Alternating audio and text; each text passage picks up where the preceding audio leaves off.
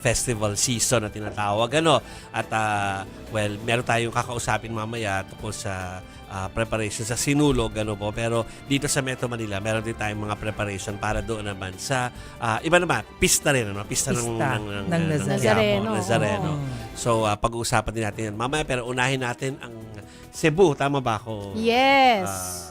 Yes, oo. dahil mag-uulat tungkol sa mga preparasyon for Sinulog, wala pong iba kundi si Dale Israel. Israel. Oo. Hi, Dale!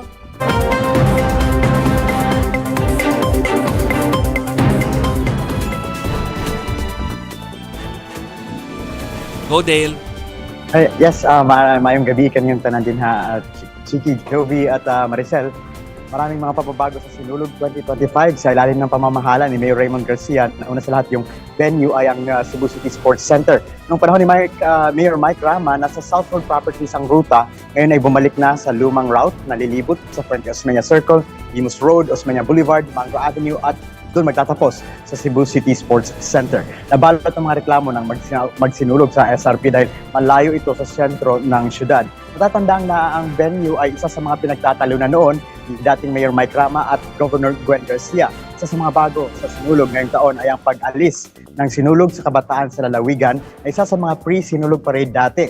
Ito ang suggestion ni Governor Garcia na direkta na sasali sa Grand Parade sa Enero 19 or Enero 19 ang mga contingent ng sayaw sa lalawigan. And speaking of Governor Gwen Garcia, sasayaw ulit siya sa Sinulog Grand Parade. Kasama nito ang Dagitaw Festival na sa mga hindi nakakaalam, itong Sinulog naman kasi ay prayer dance. Kaya dasal ni Governor Garcia daw ay ang protection mula sa kalamidad para sa buong probinsya ng Cebu. Ayon sa latest count, may 42 dancing contingents kasama ang mga guest contingents, pero ang mga competing contingents or competing dancing contingents ay nasa 37 ang total. Kaya medyo matagal matapos ang Sinulog ngayong taon at inaasahan nila ang mas maraming manonood ngayong taon dito sa Cebu. Bawal naman sa Sinulog route sa January 19 at procession sa January 18 ang mga konsyerto o mga events na may mga loudspeakers mula 12 midnight until 10 p.m.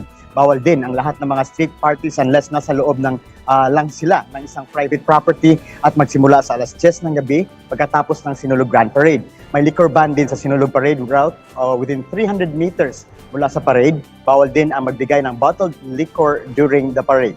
Ang mga comfort rooms ng mga establishments ay open na to the public sa Sinulog route. Nakaloob ito lahat ng sa isang executive order number 29 na pinirmahan kanina ni Cebu City Mayor Raymond Garcia ngayong araw. Yan muna ang ating latest dito sa Cebu. Balik sa inyo dyan sa studio. Daghang salamat, Dale Israel.